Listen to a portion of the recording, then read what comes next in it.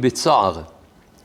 הוא נכנס לשם ורואה אותו הופך את כל החדר ובוכה וזועק ומיילל ותופח וממרד בשערות ראשו ובשרו.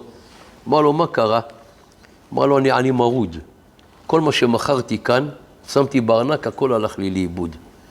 אמר לו, איך הארנק שלך היה נראה? אמר לו, שחור, צהוב, זה עם סימנים של ברצלונה. אמר לו, כמה כסף היה שם? אמר לו, 30 רובל. הלך לשוק, קנה ארנק בדיוק כזה, שם 30 רובל, אמר לו, הנה, מצאתי לך אותו בשוק, קח אותו.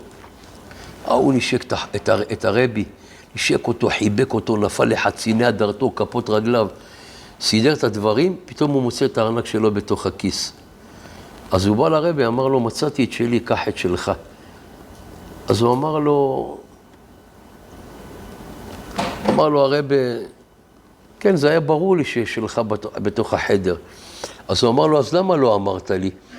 הוא אמר לו, כשראיתי אותך שרוי בעצבות ומראה שחורה, ואיבדת את יישוב הדעת, הבנתי שאתה לא תוכל למצוא אותו. הייתי חייב לשמח אותך, על ידי השמחה אתה תמצא גם את שלך. זהו, זאת היא העבודה של האדם.